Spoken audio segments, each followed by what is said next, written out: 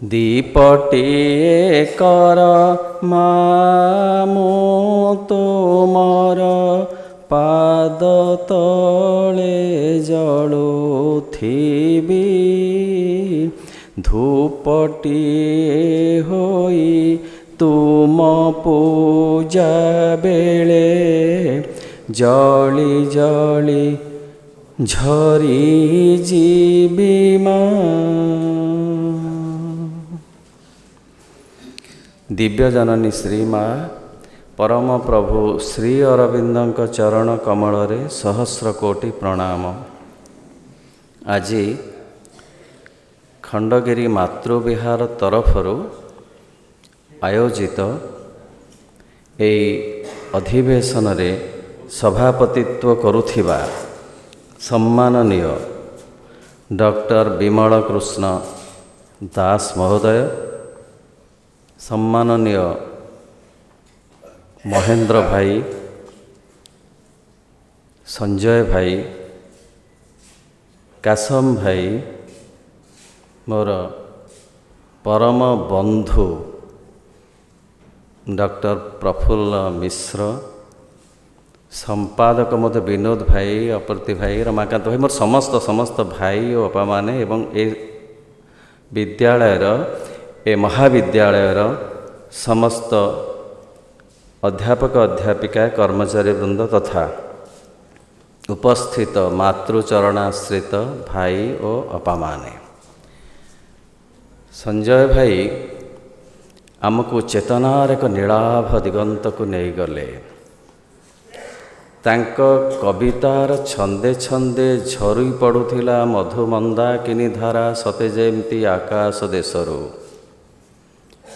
ଆମେ ସମସ୍ତେ ସେଥିରେ ସିକ୍ତ ହେଇ ଅଭିସ୍ନାତ ହେଇଥିଲେ। ମୋର କିନ୍ତୁ ବିଷୟବସ୍ତୁ ତାହା ନୁହେଁ, ଅତ୍ୟନ୍ତ ଭୌତିକ ବିଷୟବସ୍ତୁ, ପାର୍ଥିବ ବିଷୟବସ୍ତୁ, ଦେଶର କଥା, ଜାତିର କଥା, ସଂଗ୍ରାମର କଥା, ସ୍ୱାଧୀନତାର କଥା। ତେଣୁ ଆମକୁ ଟିକିଏ ପଛକୁ ଫେରିଯିବାକୁ ପଡ଼ିବ।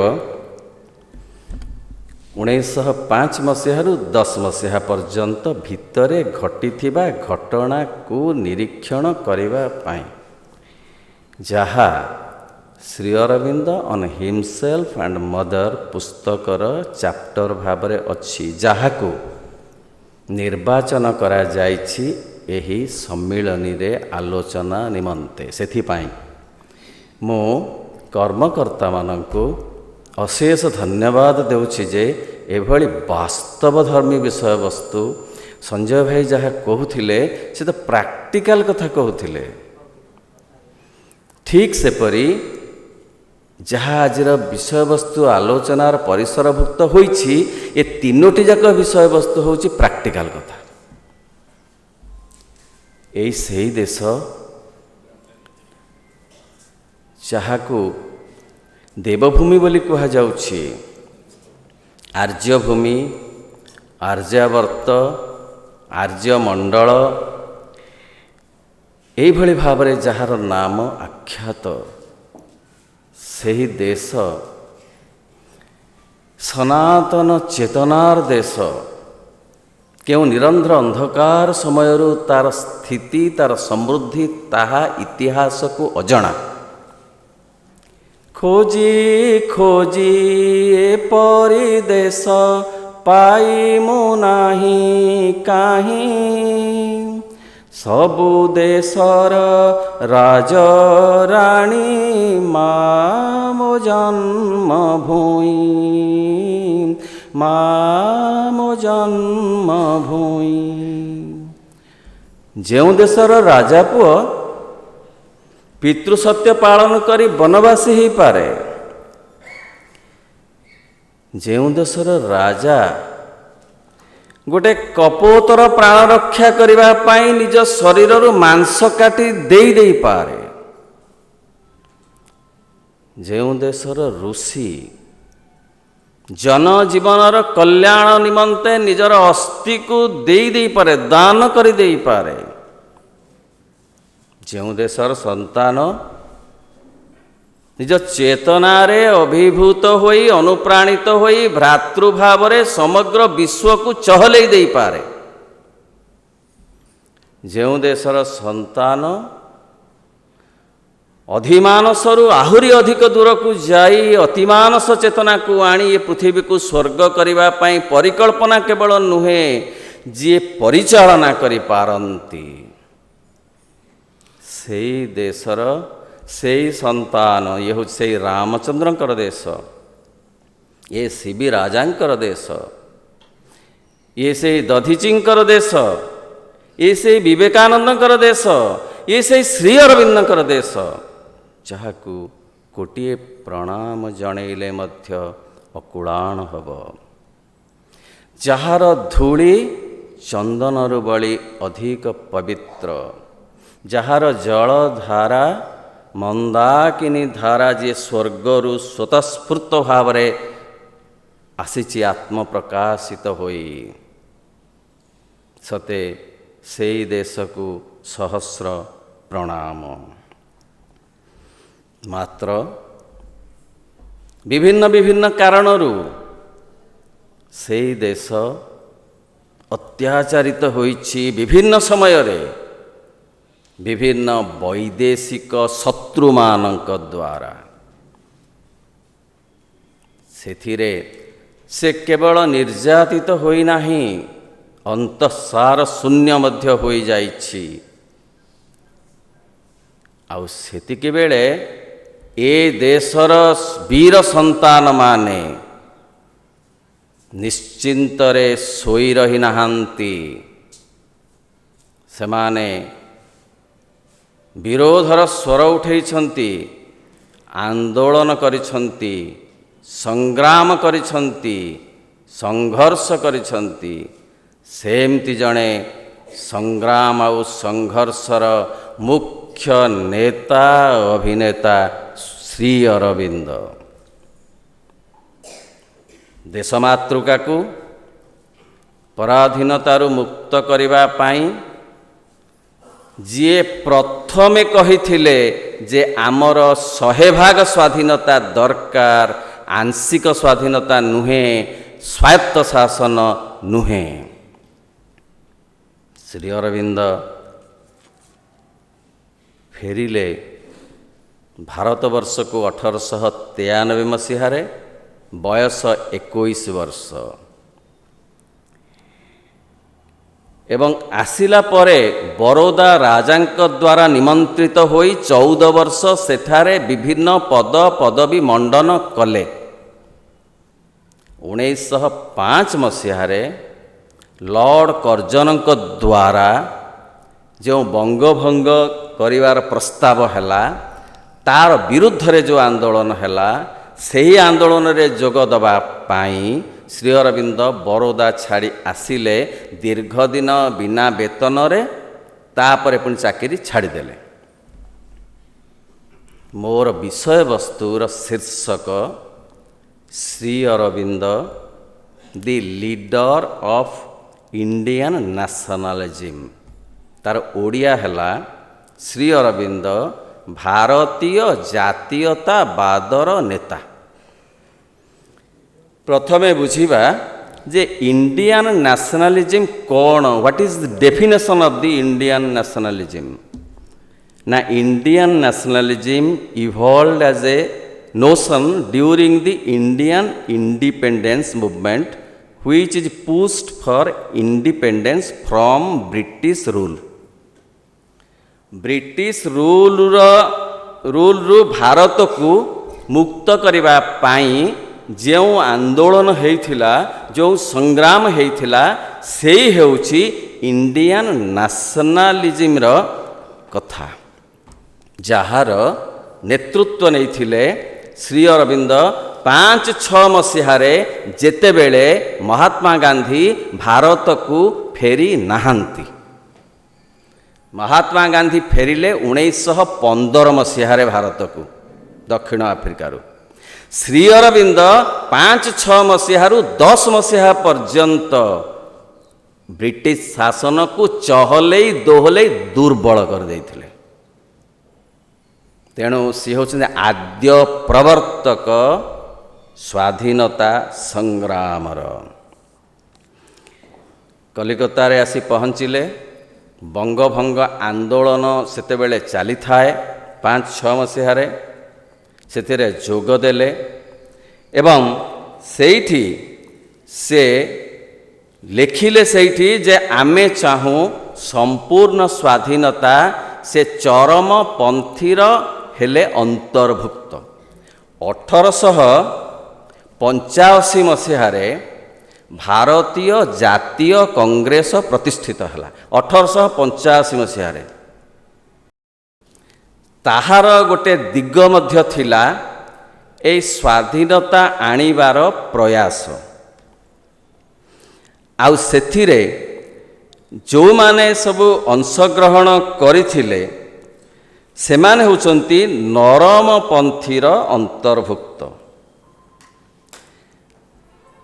ଦାଦାଭାଇ ନାରୋଜୀ, ଗୋପାଳକୃଷ୍ଣ ଗୋଖେଲ, ଏମାନେ ମାଗୁଥିଲେ ଆମକୁ କିଛି ସ୍ୱାଧୀନତା ଦିଅ, ବାକ୍ ସ୍ୱାଧୀନତା, ଚିନ୍ତା କରିବାର ସ୍ୱାଧୀନତା, କିଛି କାର୍ଯ୍ୟ କରିବାର ସ୍ୱାଧୀନତା, ଟିକିଏ କିଛି ଶିଳ୍ପ ବାଣିଜ୍ୟ କୃଷି କରିବାର ସ୍ୱାଧୀନତା ଆମକୁ ଟିକିଏ ଦିଅ।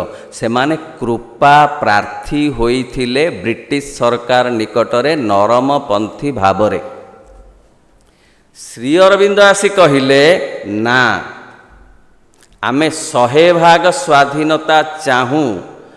ନରମପନ୍ଥୀମାନଙ୍କୁ କଠୋର ସମାଲୋଚନା କଲେ, କହିଲେ ଭିକ୍ଷାଜୀବୀ।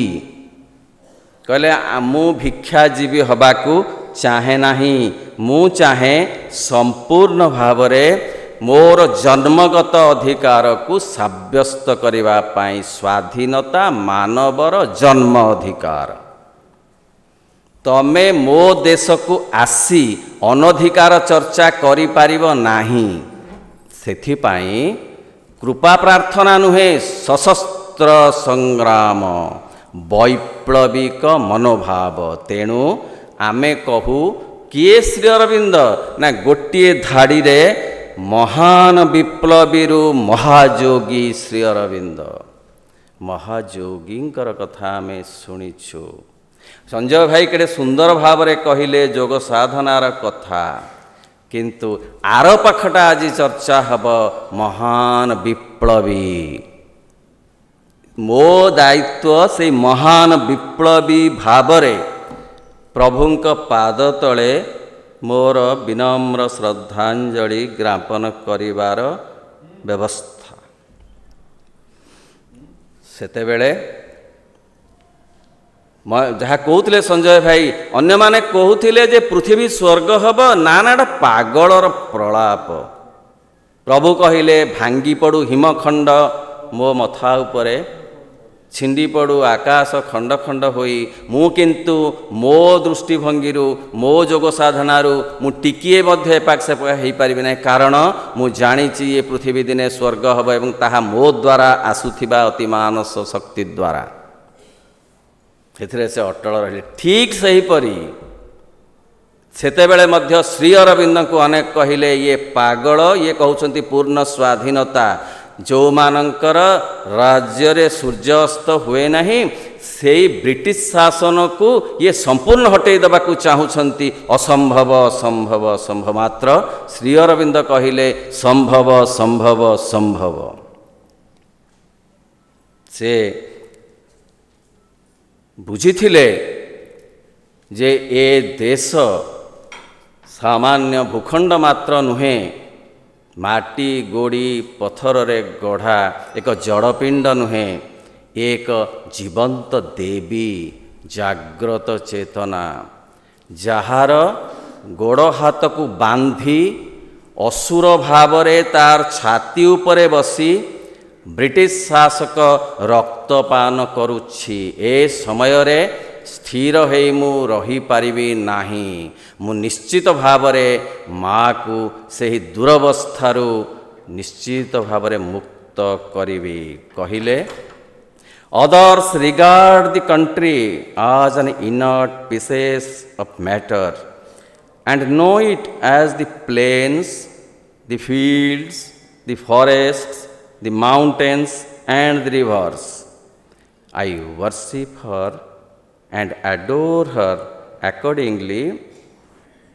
What would a son do when a demon sitting on his mother's breast prepares to drink her blood?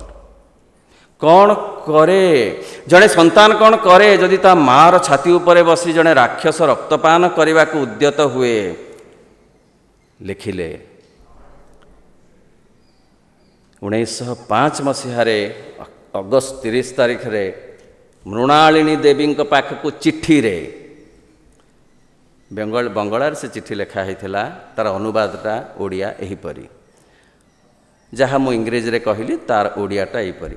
अन्य लोक माने स्वदेश को गोटे जड़ पदार्थ केते गुड़िए पड़िया जमी शस्य क्षेत्र बण पर्वत बोली जानती मु किंतु स्वदेश को माँ बोली जाने भक्ति करे पूजा करे।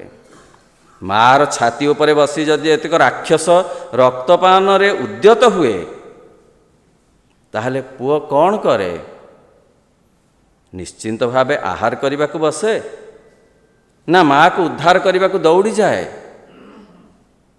लिखिले मृणालिनी देवी को देखिबा कौन तांकर वैप्लविक पंथा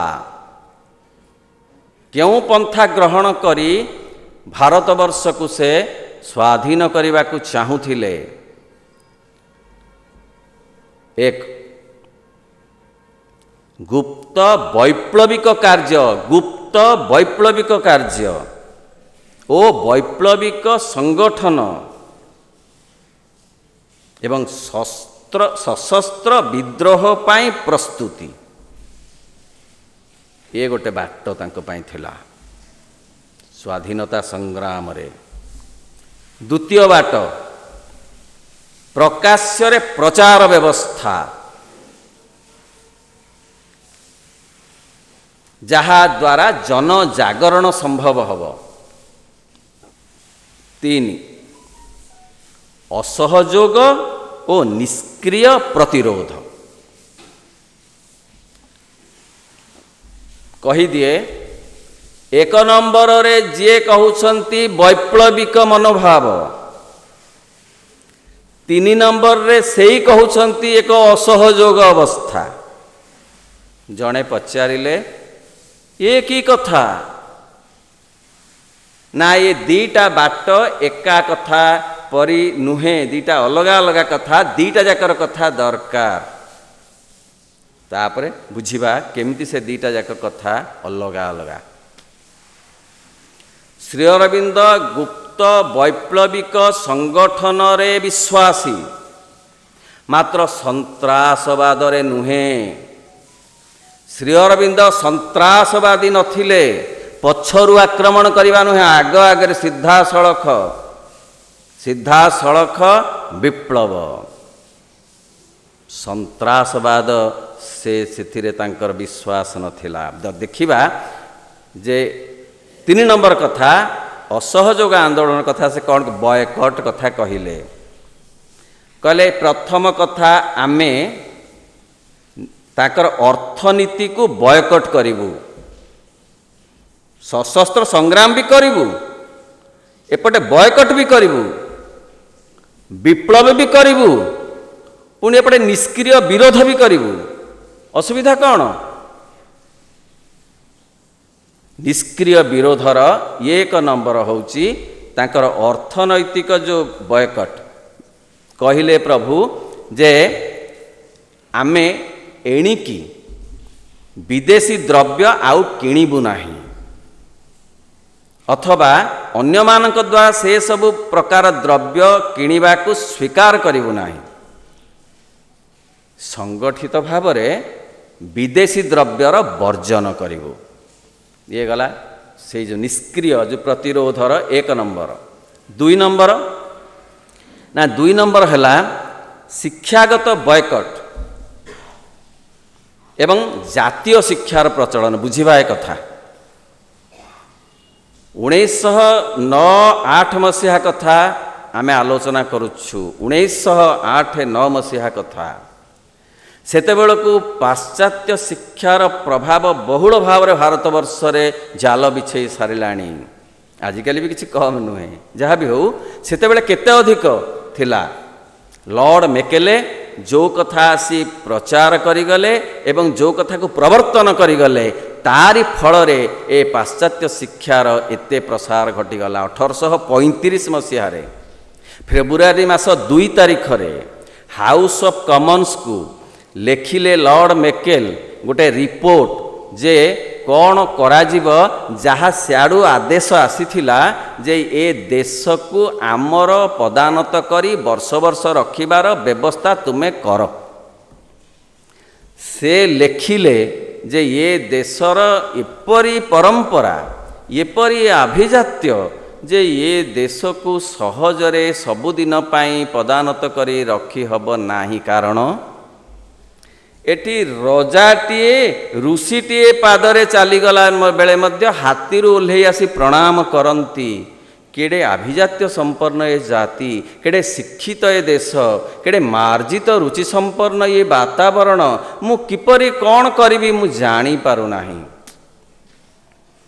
सब कॉमन्स रु आउ थरे आसिला तुमे जानी पार कि न पार तुमको ये कार्य दिया जाइछि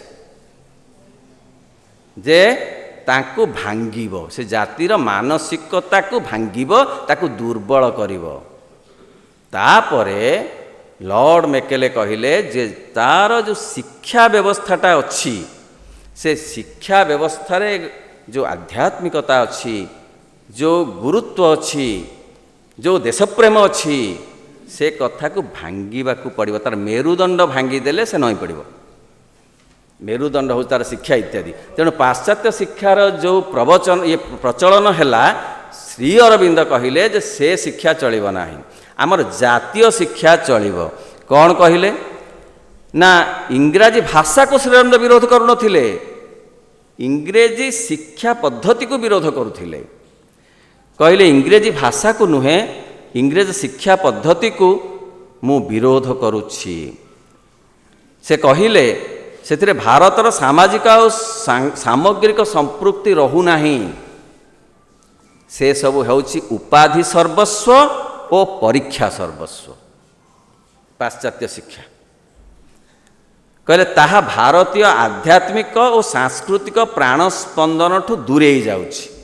तेणु मु चाहूँगी मो भारतीय शिक्षा, मो भारतीय संस्कृतिर शिक्षा, मो भारतीय चेतनार शिक्षा दिया जाऊ। मु बॉयकट करुच्ची पाश्चात्य शिक्षा व्यवस्था को। 3 नंबर न्यायिक व्यवस्था कहले ये जो ब्रिटिशर्स माने जो न्याय व्यवस्था करिसंती, जो लीगल व्यवस्था सब चलैसंती, सेतिरे कौन होउची ना अदरकारी भाव में अधिक कौटी जोरिमाना कर दिया जाउछि, निर्दोष को दोषी साब्यस्त कर दिया जाउछि एवं राजनैतिक अभिसंधि रखी बहु जनता को बहु भाव में हैरान करा जाउछि। मु से न्याय व्यवस्था को विरोध करुछि, बरं आमर जो भारतीय नीति न्याय अछि तार प्रचलन मु चाहे। तापरे कहिले प्रशासनिक व्यवस्थार मु विरोध करुछि। ये निष्क्रिय प्रतिरोध। कहले प्रशासनिक व्यवस्था को बॉयकट करुछि। कौन ना ब्रिटिश सरकार जो प्रशासनिक अनुशासन, तार स्वेच्छाचार, तार जो दमन लीला, तार पुलिस रो अपव्यवहार मु ताकू निंदा करुछि, बॉयकट करुछि। कारण मु सुनिछि पढ़िछि मध्य पुलिस रो जो अत्याचार, से अत्याचार को आम कल्पना करि परिबा नाही। सेमाने केतेबेले काहा घरे पशिजिबे दुमकिनी आ घरे पशि सर्वनाश सब गोलमाल गोलमाल करदेवे। एपरिक भात हांडी गोड़े आड़े दे फिंगी देकी चलीजे। जी मैंने थे से घरे माड मारिक अतिष्ठ कर पकेबे। एति केवल नुहे, पाचिला शस्य क्षेत्र सब धान काटी नहीं जाए, फल फली थी सब से तोड़ी नहीं जाए, किछि नाही, किछि बारण नाही, ताकू कौन से प्रकार अंकुश नाही। कहले एमती प्रशासन मु चाहे नाही। से यहाँ विरोध करुथिले। यही सब कथारू आमे बुझीपारिबा जे एते बड़ विशाल व्यक्तित्व जे दुईटी जाक कथा जहाँ को आमे दीटा विपरीतमुखी कथा कहूचु ताकु से एकाठी करी पारिथिले।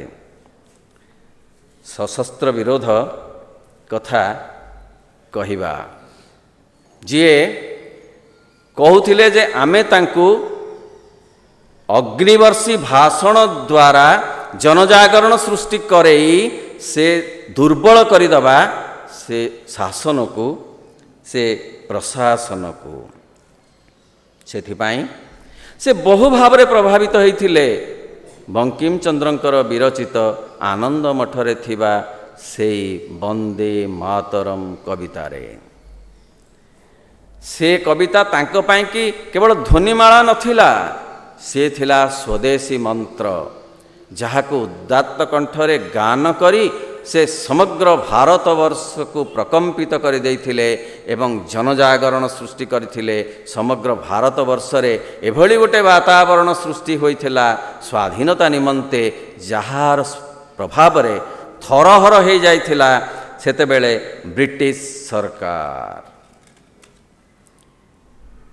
सरकार खोजुथिला गोटे सुजोग केमिति तांकु जेल रे पकई दिया जीव नहले कला पानी पठई दिया जीव,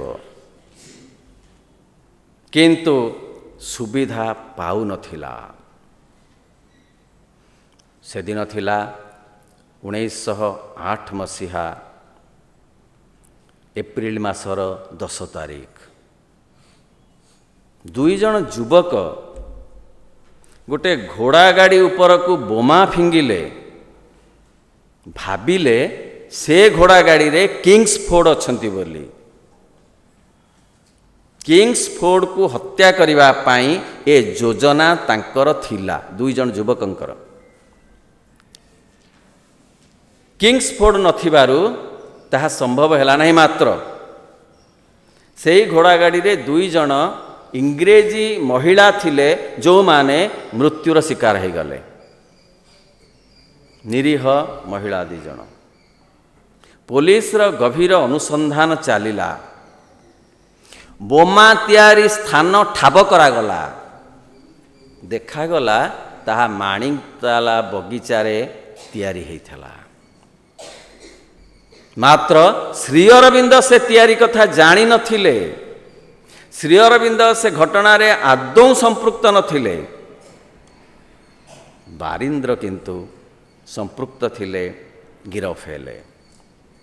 बारिंद्र संगे आउ केते जन मध्य सहयोगी तांकर सेई घटना रे गिरफ हेले। मात्र संदेह करी ओ मालिकाना थिबारु से जगार मालिक किए बापा तो तांकर ना सेतबेल पड़ी जाइथिले। से फेरिला बेले आ गोटे जहाज रे हेगला बोलिकरी आमे जानिछे, आ गोटे जहाज बुड़ीगला बोली शुणिक हृदघात चली जाइथिले, बापा तो नथिले। तेणु मालिकाना तो श्री अरविंद जागा कहार ना जागा श्री अरविंद धर तांको जागारे जेतेबेले बोमा तैयारी होईची ता सी आग तांको जेल को नियो नहीं गले। सेतेबेले सी थांती नवशक्ति ऑफिस रे वंदे मातरम रो से संपादना करुथिले। सेतेबेले नवशक्ति बोली आउ गोटे ये 8 मसीहा कथा। सेतेबेले नवशक्ति बोली आउ गोटे पत्रिकार प्रचलन हैला, जो पत्रिकार कि विद्रोहर बाणी प्रचार करा जाउथिला। कर्मयोगिन पत्रिका मध्य प्रकाश हैला सेई विद्रोहर वार्ता पाई। से जेते जेते पत्रिका कलिकतारू सेतेबेले प्रकाशित होउथिला सेथिरे श्री अरविंद मुख्य भूमिका ग्रहण करिथिले एई विद्रोहात्मक रचना लिखिबारे। ता सहित भिन्न भिन्न जगह को जाई से अग्निवर्षी भाषण दउथिले। सीधासळख ब्रिटिश सरकार विरुद्ध रे से भाषण दउथिले एवं से भाषण रे से परिवेश चमत्कृत हो जाउथिला, प्रकंपित हो जाउथिला। नवशक्ति ऑफिस रे से थांती मृणालिनी देवी आउ तांक भौणी सहित से संपर्क रे कौन सी प्रकार सचेतन न थांती। गिरफ संपर्क रे हठात पाहांतियारू पुलिस पिस्तल धरी ऊपर महला को उठीगले एवं तांको जबरदस्त गिरफ कर निगला।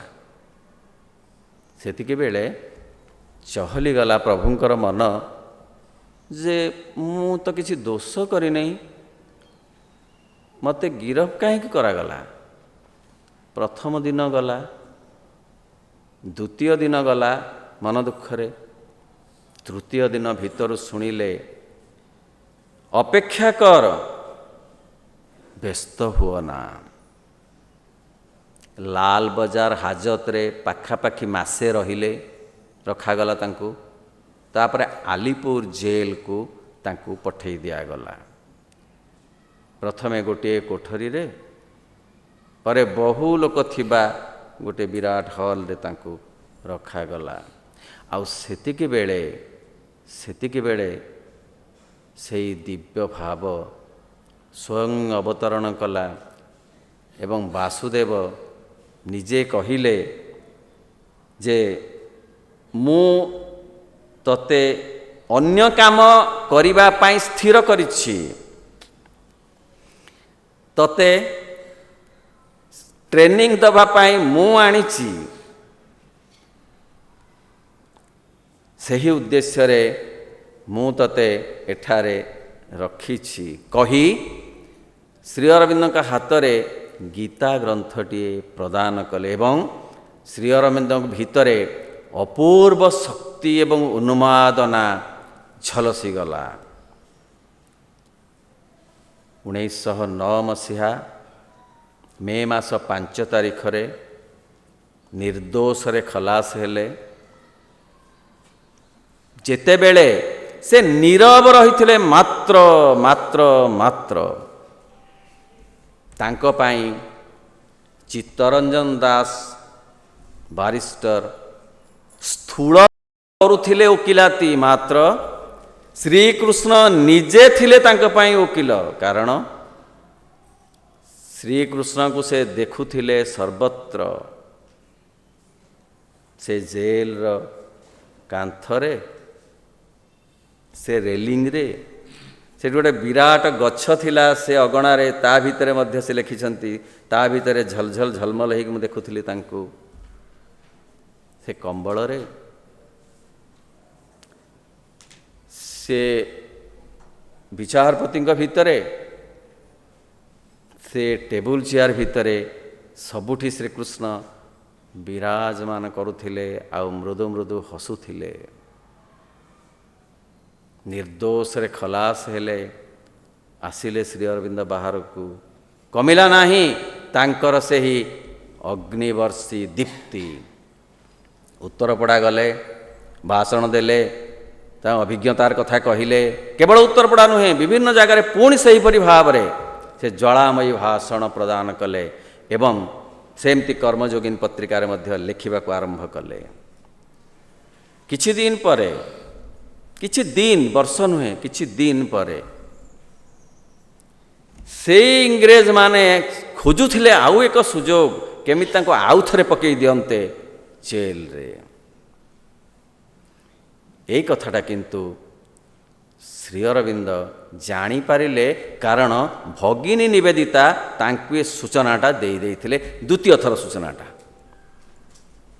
तेणु काहाकू किछि न पचारि समय नष्ट न करी मात्र 10 मिनिट भितरू प्रश्न कले मु कौन करी गिरफ करने मत पुणी आसुचंती इंग्रेज बाहिनी। यही कथा जानिला परे सी भितरू पाइले उत्तर, चली जा चंदन नगर। राति राति चलीगले चंदन नगर, कारण ताहा थिला फरासी उपनिवेश। सेठी ब्रिटिशर्स माने पशि पारिबे नाही बोली चंदन नगर गला परे सेठारे किंतु आउ से एई वैप्लविक कार्य रे निजको नियुक्त करी नथिले। सेठारे संपूर्ण भावरे सी जोग साधना रे निमग्न रहिले। चंदन नगर रे, चंदन नगर रु पुणी आसिले सेई भितरु वार्ता पाई बा भितरु सूचना पाई पंडिचेरी चली जाओ। ସେଇଠୁ ସେ ପଣ୍ଡିଚେରୀ ଆସିଲେ। 1910 ମସିହାରେ ସେ ପହଞ୍ଚିଲେ ଏପ୍ରିଲ 4 ତାରିଖରେ ପଣ୍ଡିଚେରୀରେ। ଆମେ ଜାଣୁ କେତେ କଷ୍ଟରେ ସେଠାରେ ରହିଲେ। ମୁଁ ସେଆଡ଼ିକି ଯିବିନି କାରଣ ମୋ ବିଷୟବସ୍ତୁ ତାହା ନୁହେଁ। ଆପଣମାନେ ଜାଣନ୍ତି କେଡ଼େ କଷ୍ଟ। ଲଙ୍କା ପୋଡ଼ି ଭାତ ଖାଉଥିଲେ, ଖଣ୍ଡେ ଲୁଗାରେ କେମିତି ସେ କରୁଥିଲେ, ଖଣ୍ଡେ ଏ ଯେଉଁ ଗାମୁଛାରେ କେମିତି ଗାଧୁଥିଲେ, ଇତ୍ୟାଦି ଇତ୍ୟାଦି କଥା। ମୁଁ ସେଆଡ଼ିକି ଯିବି ନାହିଁ। କିନ୍ତୁ ସାଧାରଣ ଭାବରେ ଧାରଣା ହେଲା ଯେ ଶ୍ରୀ ଅରବିନ୍ଦ ଏଇ ସ୍ୱାଧୀନତାର କଥା ଛାଡ଼ିଦେଲେ, ରାଜନୈତିକ ଆନ୍ଦୋଳନର କଥାକୁ ବିସ୍ମୃତ ହୋଇଗଲେ, କେବଳ ଯୋଗ ସାଧନାରେ ନିମଗ୍ନ ରହିଲେ। ତାହା ନୁହେଁ। ଯଦିବା ସିଏ ପ୍ରତ୍ୟକ୍ଷ ଭାବରେ ଆଉ ରାଜନୀତିରେ ରହିଲେ ନାହିଁ, ପ୍ରତ୍ୟକ୍ଷ ଭାବରେ କୌଣସି ଆନ୍ଦୋଳନାତ୍ମକ ପ୍ରଥାକୁ ପ୍ରଶ୍ରୟ ଦେଲେ ନାହିଁ, ପଣ୍ଡିଚେରୀର ସେ ପରିବେଶ ଭିତରେ ରାଜନୀତିର ଶବ୍ଦକୁ ଉଚ୍ଚାରଣ କଲେ ନାହିଁ, ତଥାପି ସେ ଯୋଗ ଶକ୍ତି ପ୍ରୟୋଗ କରୁଥିଲେ ଏବଂ ସମଗ୍ର ଜଗତର ଖବରକୁ ସେ ରଖୁଥିଲେ। ସେ ରେଡ଼ିଓ ଶୁଣୁଥିଲେ, ଜାଣୁଥିଲେ, ସବୁ ବୁଝୁଥିଲେ ଏବଂ ଭାରତବର୍ଷର ସ୍ୱାଧୀନତାର ମାର୍ଗ କେତେ ପ୍ରଶସ୍ତ ହେଉଛି ତାହାର ଖବର ସେ ରଖୁଥିଲେ ଏବଂ ସେଇ ପ୍ରଶସ୍ତିକରଣ ନିମନ୍ତେ ନିଜର ଯୋଗ ଶକ୍ତିକୁ ମଧ୍ୟ ପ୍ରୟୋଗ କରୁଥିଲେ। ପ୍ରଥମ ବିଶ୍ୱଯୁଦ୍ଧ କାଳରେ ତାହା କରିଥିଲେ, ଦ୍ୱିତୀୟ ବିଶ୍ୱଯୁଦ୍ଧ କାଳରେ ତାହା କରିଥିଲେ। ହିଟଲରକୁ ପରାସ୍ତ କରିବାର ଯେଉଁ ବ୍ୟବସ୍ଥା ତାହା ମଧ୍ୟ ସେ ସୂକ୍ଷ୍ମ ଶକ୍ତି ଯୋଗ ଶକ୍ତି ମାଧ୍ୟମରେ କରିଥିଲେ ଏବଂ ସେଇ ଭିତରେ ସେ ଅଧିମାନସ ଶକ୍ତି ଆଉ ଅତିମାନସ ଚେତନାର ଯେଉଁ ଅବତରଣର କଥା ମଧ୍ୟ ପାଇଁ ସାଧନା କରୁଥିଲେ। 1947 ମସିହାରେ ଆମେ ଜାଣୁ ଅଗଷ୍ଟ 15ରେ ଦେଶ ସ୍ୱାଧୀନ ହେଲା। ଯାହା ତାଙ୍କୁ ଶ୍ରୀକୃଷ୍ଣ କହିଥିଲେ ଯେ ତୋ ଦେଶର ସ୍ୱାଧୀନତା ଦାୟିତ୍ୱ ମୁଁ ନେଲି, ତୁ ଏ ବିଶ୍ୱକୁ ସ୍ୱାଧୀନ କରିବୁ ଅହଙ୍କାରରୁ, ଏ ପୃଥିବୀକୁ ସ୍ୱର୍ଗ କରିବୁ ତୁ, ତତେ ମୁଁ ସେଥିପାଇଁ ଏ କାର୍ଯ୍ୟକୁ ଆଣିଛି।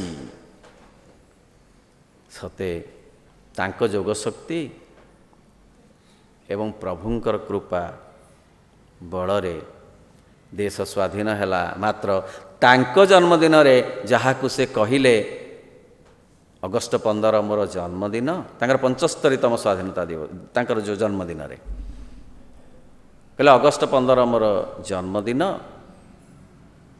ସେହିଦିନ ସ୍ୱାଧୀନ ଭାରତର ନବଜନ୍ମ। ଏହା ଏକ କାକତାଳୀୟ ନ୍ୟାୟ ନୁହେଁ, ବରଂ ମୋର ଜନ୍ମଦିନରେ ପ୍ରଭୁଙ୍କର ମୋ ପାଇଁ ଏହା ଏକ ଦିବ୍ୟ ଉପହାର। ମୁଁ ଆଉ ସେଆଡ଼ିକି ଯିବିନି, ତାପରର କ୍ଷୋଭ କହିବିନି, ସେ ଅଖଣ୍ଡ ଭାରତ ସେଆଡ଼ିକି କହିବିନି, କାରଣ ମୋର ଟପିକ୍ ସେଇଆ ନୁହେଁ। କହିବାର ଅର୍ଥ 5 ମସିହାରେ ଯେଉଁ ମଞ୍ଜି ସେ ପୋତି ଦେଇଥିଲେ, ଯେମିତି ଦୁର୍ବଳ କରିଦେଇଥିଲେ ବ୍ରିଟିଶ ଶାସନକୁ, ଆସ୍ତେ ଆସ୍ତେ ଆସ୍ତେ ଆସ୍ତେ ତାହା ଦୁର୍ବଳରୁ ଦୁର୍ବଳତର ହୋଇ ହୋଇ ହୋଇ ହୋଇ ସେ ଶକ୍ତି ସମ୍ପୂର୍ଣ୍ଣ ଭାବରେ ବିଲୁପ୍ତ ହୋଇଗଲା ଭାରତବର୍ଷରୁ। ତେଣୁ ଶ୍ରୀ ଅରବିନ୍ଦ ହେଉଛନ୍ତି ଇଣ୍ଡିଆନ୍ ନ୍ୟାସନାଲିଜିମ୍ର ପ୍ରଥମ ପ୍ରବକ୍ତା, ଯାହାକୁ କରଣ ସିଂ ତାଙ୍କ ବହିରେ କେଡ଼େ ସୁନ୍ଦର ଭାବରେ ଉଲ୍ଲେଖ କରିଛନ୍ତି, ଦି ପ୍ରଫେଟ୍ ଅଫ୍ ଇଣ୍ଡିଆନ୍ ନ୍ୟାସନାଲିଜିମ୍। କହିଲେ ଭାରତବର୍ଷର ସିଏ ହେଉଛନ୍ତି ସର୍ବପ୍ରଥମ ନେତା ଯିଏ ପୂର୍ଣ୍ଣ ସ୍ୱାଧୀନତା ନିମନ୍ତେ ସଶସ୍ତ୍ର ସଂଗ୍ରାମ କରିବା ପାଇଁ, ବିଦ୍ରୋହ କରିବା ପାଇଁ ପ୍ରସ୍ତୁତ କେବଳ ନଥିଲେ, ସେ ପ୍ରଚେଷ୍ଟା ବି କରିଥିଲେ। ତେଣୁ ସେଭଳି ନେତା, ସେଭଳି ଦିଗ୍ଦ୍ରଷ୍ଟା, ସେଭଳି ବୀର, ସେଭଳି ଜାତୀୟତାବାଦୀର ବାଦୀ ଭାବନାର କର୍ଣ୍ଣଧାର ଶ୍ରୀ ଅରବିନ୍ଦ ମହାନ ବିପ୍ଳବୀ। ମା ଥରେ କହିଲେ ଆମ ଯୋଗ ସାଧନା ମଧ୍ୟ ଏକ ବିପ୍ଳବାତ୍ମକ ସାଧନା। ଜଣେ ପଚାରିଲେ ଏହା କିପରି? ନା ଏହା ଏହିପରି ଯେ ଆମେ କୌଣସି ସମ୍ପ୍ରଦାୟ ବିରୁଦ୍ଧରେ ବିଦ୍ରୋହ କରୁନା, ଆମେ କୌଣସି ଧର୍ମ ବିରୁଦ୍ଧରେ ବିଦ୍ରୋହ କରୁନା, ଆମେ କରୁ ଅଜ୍ଞାନତା ବିରୁଦ୍ଧରେ ବିପ୍ଳବ, ଆମେ କରୁ ଅନ୍ଧକାର ବିଦ୍ରୋହରେ ବିପ୍ଳବ। ତେଣୁ ପୂର୍ଣ୍ଣଯୋଗର ମୂଳ ଯେଉଁ ମନ୍ତ୍ର ମହାନ ବିପ୍ଳବୀ ଶ୍ରୀ ଅରବିନ୍ଦ, ସତେ ସେହି ବିପ୍ଳବାତ୍ମକ ମନୋଭାବ ଅଜ୍ଞାନତା ବିରୁଦ୍ଧରେ, ଅନ୍ଧକାର ବିରୁଦ୍ଧରେ ଏବେ ମଧ୍ୟ ଚାଲିଛି ପୂର୍ଣ୍ଣଯୋଗ ମାଧ୍ୟମରେ। ଶ୍ରୀ ଅରବିନ୍ଦ କହନ୍ତି ଯେ ଭାରତବର୍ଷର ସ୍ୱାଧୀନତା ଯଦି ନ ଆସିବ ତାହେଲେ ବିଶ୍ୱର କଲ୍ୟାଣ ହୋଇପାରିବ ନାହିଁ। ତେଣୁ ଭାରତବର୍ଷର ସ୍ୱାଧୀନତା ପ୍ରଥମ ଆବଶ୍ୟକତା ବିଶ୍ୱର ବିକାଶ ପାଇଁ। କାରଣ ଭାରତ ହେବ ଆଗାମୀ ବିଶ୍ୱର ଗୁରୁ, ଭାରତ ଦେବ ଦିଗ୍ଦର୍ଶନ ସମଗ୍ର ବିଶ୍ୱକୁ। ଏବଂ କହିଲେ ଭାରତ ସମଗ୍ର ପୃଥିବୀ ଯଦି କେତେ ସମସ୍ୟାରେ ବିବ୍ରତ ଆଉ କିଂକର୍ତ୍ତବ୍ୟ ହୋଇ ବିମୂଢ଼ ହୋଇ ପଡ଼ିଛି, ତାହେଲେ ଭାରତବର୍ଷ ଦେଇପାରିବ କେବଳ ତା'ର ଯଥାର୍ଥ ମୀମାଂସା, ଯଥାଯଥ ସମାଧାନ। କାରଣ ଭାରତ ହେଉଛି ପୃଥିବୀର ଆତ୍ମା। ଭାରତ ବଞ୍ଚିଲେ ପୃଥିବୀ ବଞ୍ଚିବ, ଭାରତ ବିକଶିତ ହେଲେ ପୃଥିବୀ ବିକଶିତ ହେବ। ତେଣୁ ଏ ଭାରତବର୍ଷରୁ ହିଁ ଦିବ୍ୟ ଚେତନାର ଆଲୋକ ବିଚ୍ଛୁରିତ ହେବ। ଶ୍ରୀ ଅରବିନ୍ଦ ସେଥିପାଇଁ କହନ୍ତି ଏ ହେଉଛି ଡିଭାଇନ୍ ଲ୍ୟାଣ୍ଡ, ଦେବଭୂମି। ସେଥିପାଇଁ ଦେବତା ବାରମ୍ବାର ଏଠି ଜନ୍ମଗ୍ରହଣ କରନ୍ତି ଅବତାର ଭାବରେ। ମା କହନ୍ତି ଭାରତବର୍ଷ ହେବ ବିଶ୍ୱର ଗୁରୁ। ତେଣୁ ଭାରତର ସୁରକ୍ଷା ଏକାନ୍ତ ଦାୟିତ୍ୱ ଓ ଭାରତୀୟମାନଙ୍କର କର୍ତ୍ତବ୍ୟ। ଜଣେ ଭାରତୀୟ ଭାବରେ ଆମ ଭିତରେ ସେ ଯେଉଁ ଉତ୍ସାହ, ସେ ଉଦ୍ଦୀପନା, ସେ ଆଗ୍ରହ, ସେ ଆନନ୍ଦ ଯେ କେତେ ଜନ୍ମର ତପସ୍ୟାର ଫଳରେ ଭାରତବର୍ଷରେ ଜନ୍ମଗ୍ରହଣ କରିବାକୁ ହୁଏ। ଇଏ ହେଉଛି ସେମିତି ଏକ ଦେଶ ଯେଉଁ ଦେଶର ପବନରେ ସେହି ବାର୍ତ୍ତା, ଆଧ୍ୟାତ୍ମିକତାର ବାର୍ତ୍ତା ପ୍ରଚାରିତ ହୁଏ। ଆଉ ଆଧ୍ୟାତ୍ମିକତା ଜୀବନକୁ ଛାଡ଼ି ନାହିଁ। ଜୀବନ ଓ ଆଧ୍ୟାତ୍ମିକତା ଗୋଟିଏ କଥା, ଯୋଗ ଓ ଜୀବନ ଗୋଟିଏ କଥା। ଯେଉଁ ଯୋଗରେ ଏହା ଉଚ୍ଚାରିତ ହୁଏ ଉଦାତ୍ତ କଣ୍ଠରେ, ସେ ହେଉଛି ପୂର୍ଣ୍ଣ ଯୋଗ। ଏବଂ ତାର ପ୍ରବକ୍ତା ମା ଆଉ ଶ୍ରୀ ଅରବିନ୍ଦ ଅଦ୍ୟାବଧି ବହୁ ଭାବରେ ପୂର୍ଣ୍ଣ ଭାବରେ କ୍ରିୟାଶୀଳ ଅଛନ୍ତି। କାଲି ଜଣେ କହୁଥିଲେ, କହିଲେ ଖାଲି ମାଙ୍କୁ କହିଦିଅ, ଜୀବନ୍ତ ଦେବତା, ଜୀବନ୍ତ ଦେବତା, ଖାଲି କହିଦିଅ ମା ମୁଁ ଯାଉଛି, ମୋ ସାଙ୍ଗରେ ଆସ, ଯିବେ। ମା ମୁଁ କ'ଣ କରିବି ଜାଣିପାରୁନି, ମୋତେ କହିଦିଅ, କହିଦେବେ। କିଛି ଭୋଗ ରାଗ ଏମିତି କିଛି ଦରକାର ନାହିଁ, କିଛି ଦରକାର ନାହିଁ, ଖାଲି କହିଦିଅ। ଏମିତି ପାଖରେ ଅଛନ୍ତି, ହେଇଠି ଅଛନ୍ତି। କିଛି ଯଜ୍ଞ କରିବାର ଦରକାର ନାହିଁ, ଉପବାସ କରିବା ଦରକାର ନାହିଁ, ବ୍ରତ କରିବା ଦରକାର ନାହିଁ, ଫଳମୂଳ କିଣିବା ଦରକାର ନାହିଁ, ମଣ୍ଡା ଚିତଉ କରିବା ଦରକାର ନାହିଁ। ଖାଲି କହିଦିଅ, ଖାଲି କହିଦିଅ ମୁଁ କ'ଣ କରିବି, ଖାଲି ଟିକେ ସମର୍ପିତ ଭାବରେ କହିଦିଅ। ସେଇ ନା କେଡ଼େ ସୌଭାଗ୍ୟ ଆମର ଏ ଦେଶରେ ଜନ୍ମ ହୋଇ ଆଉ ମା ଶ୍ରୀ ଅରବିନ୍ଦଙ୍କ ପାଦ ତଳେ କିଛି ସମୟ ବସିବା ପାଇଁ। ଶେଷରେ ଆଉ ମିନିଟକ ଭିତରେ ସାରିବି, ସମୟ ଆମର ହେଇଗଲା। ଭାରତର ଟିକେ ମହିମା ଗାନ କରିବାନି? ମଧୁସୂଦନ ରାଓଙ୍କର ସେ ପଦେ ଗାଇ ମୁଁ ସାରିବି। ଧନ୍ୟ ମହିମା ତୋହର ନାହିଁ ତାର ପଟାନ୍ତର, ମସ୍ତକରେ ହିମାଳୟ ପର୍ବତ ବର, ଦୁଇ ପାରୁ ସେ ଜଳଧି ବ୍ରହ୍ମପୁତ୍ର ସିନ୍ଧୁ ନଦୀ, ଚରଣରେ ବିରାଜିତ ମହାସାଗର, ବିନ୍ଧ୍ୟଗିରି ବରକଟିରେ ଗଙ୍ଗାଦି କେତେ ନଦୀ ଶୋଭେ ଶରୀରେ, କେତେ କେତେ ପୁଣ୍ୟବତୀ କେତେ ପତିବ୍ରତା ସତୀ, କେତେ ବୀର ନାରୀ କେତେ ବୀରର ଜନନୀ, ସମସ୍ତେ ତୋର ଦୁହିତା ପଦ୍ମିନୀ ସାବିତ୍ରୀ ସୀତା, ଦୁର୍ଗାବତୀ ଆଦି କେତେ ବୀରର ମଣି, ନମୟିମା ଭକତି ଭରେ, ଅଧମ କ୍ଷମ ସୁତ ତୋ ଚରଣରେ। ଏହି ପବିତ୍ର ଭୂମିକୁ ସହସ୍ର କୋଟି ପ୍ରଣାମ। ଜନ୍ମେ ଜନ୍ମେ ତାର ଋଣ ଆମେ ଶୁଝିପାରିବା ନାହିଁ। ଦିବ୍ୟ ଜନନୀଙ୍କ ଚରଣ ତଳେ ସହସ୍ର କୋଟି ପ୍ରଣାମ, କାରଣ କୃପା ପରବଶ ହୋଇ ସିଏ ଆମ୍ଭମାନଙ୍କୁ ତାଙ୍କ ପାଦ ତଳେ ଟିକିଏ ବସିବାର ସୁଯୋଗ ଦେଇଛନ୍ତି, ତାଙ୍କ ମହିମା ଶୁଣିବାର ସୌଭାଗ୍ୟ ଦେଇଛନ୍ତି। ପରମ ପ୍ରଭୁଙ୍କ ଚରଣରେ କୋଟି କୋଟି ପ୍ରଣାମ। ସେ ଏ ସମଗ୍ର ବିଶ୍ୱକୁ ସ୍ୱର୍ଗରେ ପରିଣତ କରିବାକୁ ଚାହିଁଛନ୍ତି। ଆମେ ଟିକିଏ ଟିକିଏ ଗୁଣ୍ଡୁଚି ମିଶା ହବା ନାହିଁ କି? ସମସ୍ତଙ୍କୁ ମୋର ଆଉ ଥରେ ନମସ୍କାର, ବିନମ୍ର ପ୍ରଣାମ। ଏ ଅନୁଷ୍ଠାନକୁ କର୍ମକର୍ତ୍ତାମାନଙ୍କୁ ଅଶେଷ ଅଶେଷ ଧନ୍ୟବାଦ, ନମସ୍କାର। ବନ୍ଦେ ମାତରମ୍।